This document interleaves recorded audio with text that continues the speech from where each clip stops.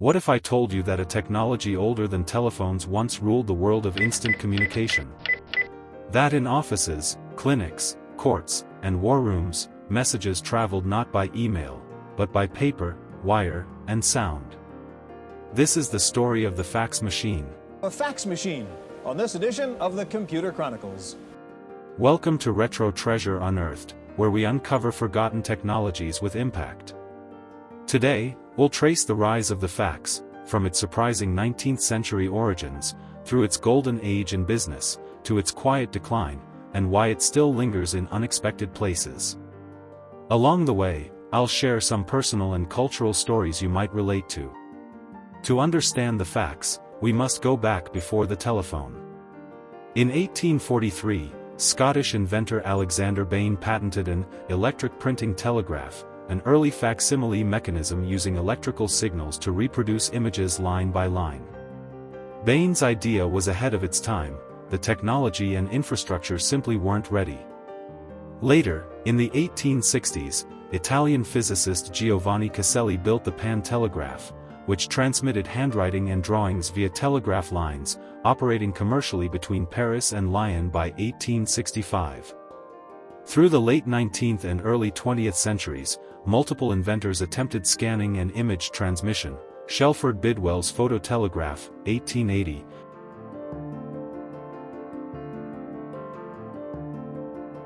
and Arthur Korn's Bild telegraph, early 1900s, pushed facsimile toward realism. In 1924, AT&T sent 15 photographic images from Cleveland to New York, proving the potential for photograde transmission. After mid-century, the key shift, in 1964, Xerox introduced the LDX, long-distance xerography, fax machine, enabling document transmission over telephone lines rather than dedicated circuits.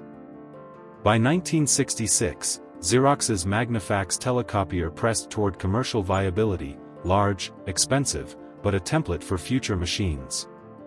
Throughout the 1970s and 1980s, incremental improvements in modulation, compression, and telephone network integration drove wide adoption.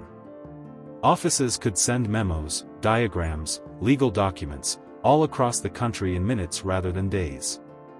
In the 1980s and 1990s, the fax machine became ubiquitous, often bundled with printers and scanners. It became a staple of businesses, medical offices, law firms, and more. Alongside intriguing cultural developments, fax art emerged in the 1980s as artists used the machine as a medium for global collaboration, e.g. Joseph Buies, Andy Warhol. Also, the technology was a linchpin in court rulings about legal validity of transmitted documents and signatures. Faxing also evolved with digital hybrid models. In the 1970s, companies such as Dacom developed early digital fax and image compression systems that would inform modern facsimile protocols. By the 1990s, the standard was T.30 protocol, modulation schemes, and fallback mechanisms. The fax machine had matured into a dependable, if somewhat arcane, infrastructure behind global commerce. If you ever worked in an office in the 1990s or early 2000s, you might remember this. You place your sheet face down, hear the whir, see the rollers grab the paper, and wait through static noises as your doc prints on the other side. I once interned in a small firm, and every time I needed to send a contract, I'd hover near the fax machine, half proud, half anxious, waiting for the confirmation beep. The ritual had suspense. What if the line was busy? What if the page prints with garbled lines? During busy season, the fax machine would become a bottleneck. Several people would queue up, waiting for their turn. In some homes, people used fax machines to send letters or recipes to distant relatives, long before email was common. I recall the occasional fax noise waking me in the night when someone in my parents' office called at odd hours. That mechanical hum, that slow rhythmic transmission, it's a sound memory many share. But while faxing had reigned for decades, its decline began with the internet.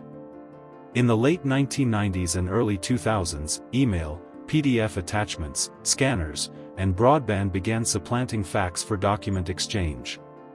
Many businesses transitioned to fax-to-email services or online fax servers. The cost of maintaining analog phone lines, paper, toner, and wear-on devices made old plain fax models less economical. Some networks phased out analog support or deprioritized circuit infrastructure. Many modern multifunction printers incorporated fax modules less prominently or dropped them entirely.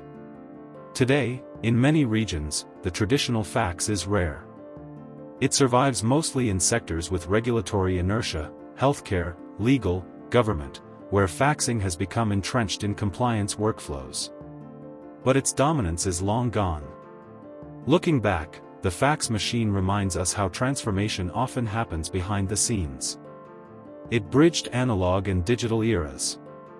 It wasn't just a gadget, it was a communication standard, a universal document medium, trusted despite its noise and constraints.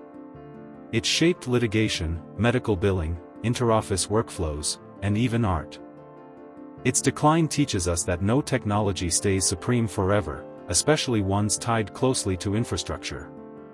But remnants endure, the shorthand, faxed and filed, or that lingering country office where the fax still works. If you ever used a fax machine, or remember one in your family business or office, drop a comment. What's your story? Thanks for tuning in to Retro Treasure Unearthed. If you enjoyed this deep dive, hit like, subscribe, ring the bell, and journey with me next time into another relic of communication history. Until then, keep dusting off the treasures of yesterday.